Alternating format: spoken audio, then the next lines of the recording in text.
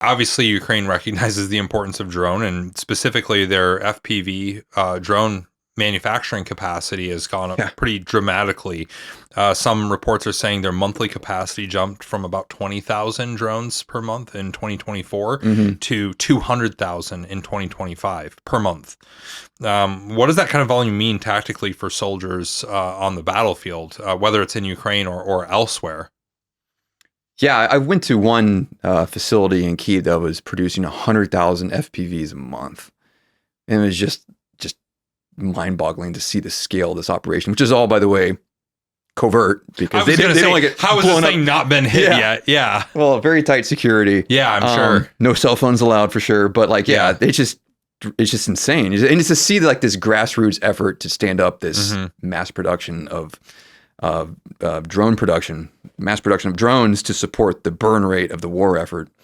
I think that Ukraine's ability to scale up drone production, like it just hammers home a very important point about drone warfare that I think is frequently lost or ignored by American defense firms right now, which is like the inherent utility of drones is they are cheap and attritable and they can be scaled up on the battlefield. And I cannot tell you how many Ukrainian drone units I've spoken to, interviewed, or visited who say that they would, in a heartbeat, refuse some like, $50,000 American drone for the sake of getting like a couple hundred cheap Ukrainian FPVs.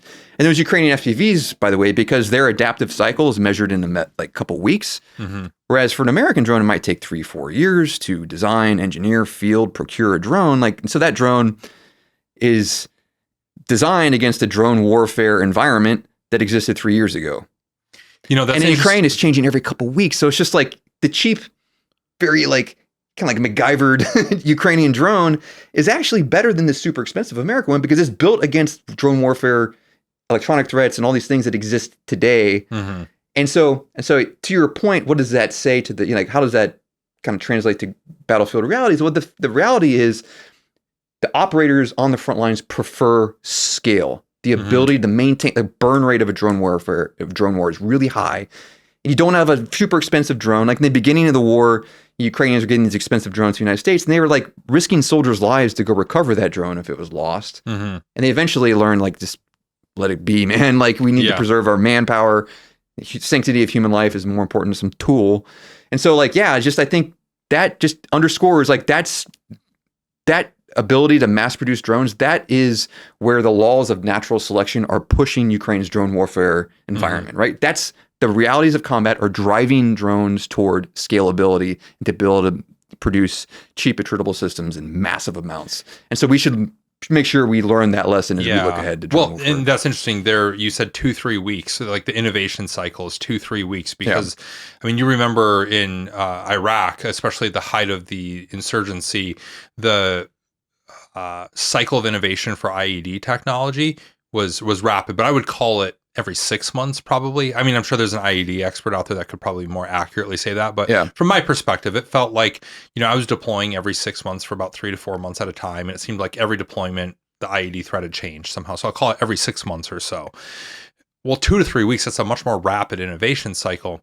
Last year, I sat down with General George shortly after he took over as the chief of staff of the Army. And that was one of the things that he brought up is the military and the Army specifically for him, but the military procurement system and innovation system is too slow right now. And he'd cited some of the things that they were seeing out of the battlefields in Ukraine of, hey, we have to have a system. We have to change the way we do government and defense procurement of equipment and technology, all of it, the development of it, and it needs to be faster. We have to enable lower level leaders to be making decisions on what's right for their unit and their mission. And we have to move faster.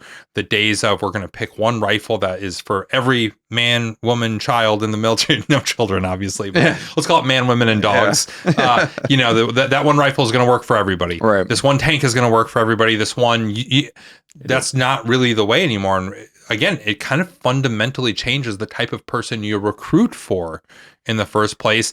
And if you can match with like, hey, we're going to have a more, I'm not in charge of anything, right? I'm like a dude. I'm like white dude in his late 30s that decided to start a podcast, right? Like I'm not anybody, but if I'm the guy making decisions right now, I'm thinking like, hey, we need a boutique solution around the way we recruit people to make sure we have the right people with the right aptitude for drone warfare, as well as the other more traditional forms of warfare that are not rendered useless, right? Those still exist, still need to have that aptitude. And we've got to completely revamp the way we do procurement of equipment and development of technology to move at the pace of Silicon Valley, essentially. Yeah. We need the way Mark Zuckerberg is thinking about innovation is the way our military has to think about innovation, because he's fighting and other leaders in tech, right? They're fighting for their life because they've got people nipping at their heels all the time to take their business and eat their lunch, right? Right. Like the military is going to have to adapt to that line of thinking. And it's interesting because what did we just see recently? A bunch of Silicon Valley execs were just given direct commissions as full-bird colonels into the military. People are looking at that as like, what? Yeah. Well, you remember, you'd have surgeons, right? Trauma surgeons that were given direct commission in. Yeah. It's where the needs are. And right now, it's like all this starts to make a little bit more sense when you put it all together. And you're like, yep, we might need somebody that knows how to do rapid innovation like a Silicon Valley tech company executive for how we're going to fight the next war. Yeah. That's a really interesting way. And I think so it is kind of encouraging that we're seeing direct commissions of Silicon Valley execs who certainly do. I mean, what other reason do they have to do it besides patriotism? Because they don't need the money. Those guys are very wealthy. They have generational wealth if they are in that position at one of the major, Facebook, Apple, or Meta, Apple, Netflix, Google, the main sort of FANG companies. Yeah. They don't need it. It's just straight patriotism. And then you've got the chief of the staff of the Army saying he wants to revamp the way that they do procurement and develop technology. And certainly there's a lot of things changing in recruitment right now. It does seem like we're very closely paying attention to this stuff. There's reasons to be encouraged. Yeah, I think that what I would add is that, we look at Ukraine where so many of the tactical and technological innovations are coming from the bottom up. It's generated by young men and women on the front lines who are trying to address their battlefield needs like today, right? It's not coming from a boardroom in Kyiv where you have a bunch of engineers thinking like, what creative thing can we do with drones that are going to make them lethal in the battlefield?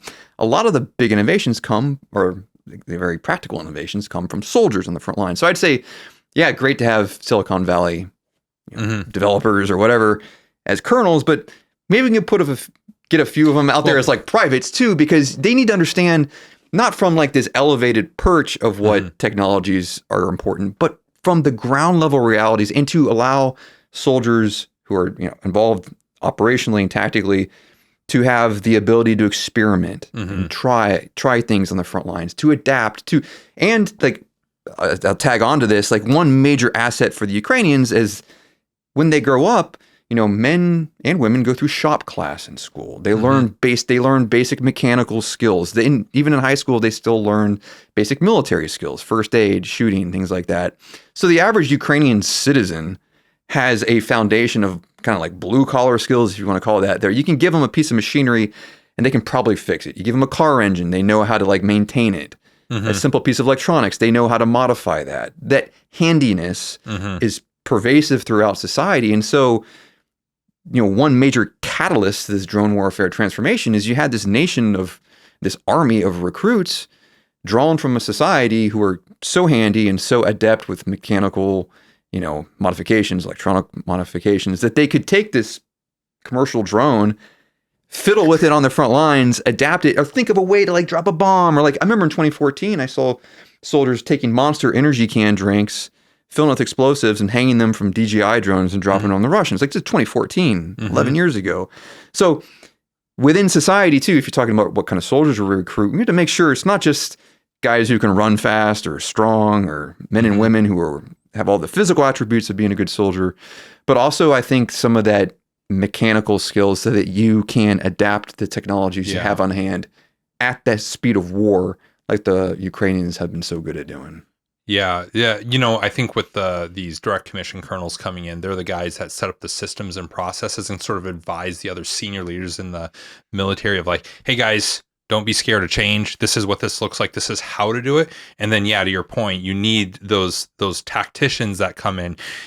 All these guys have gotten where they've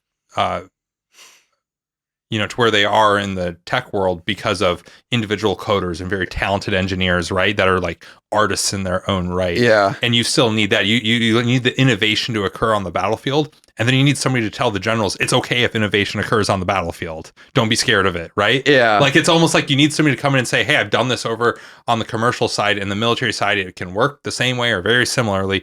Trust your low-level people. Find the people that are really good at it and enable them to continue to be good at it and iterate at a fast pace.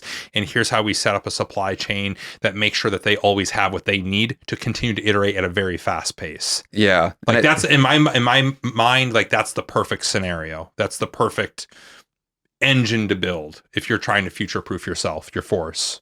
Absolutely. And I think it's that ability to modify the tools you have on hand, that is really elemental to Ukraine's success in drone warfare.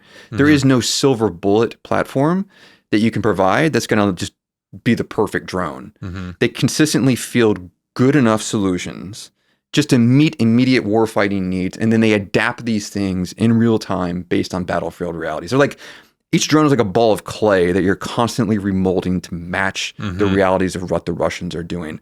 And so I think we fixate on drones, and we're trying to build this like combat solutions. Yeah, and it's just like it's just a good enough solution. Just get something that meets their immediate needs, and then you adapt it.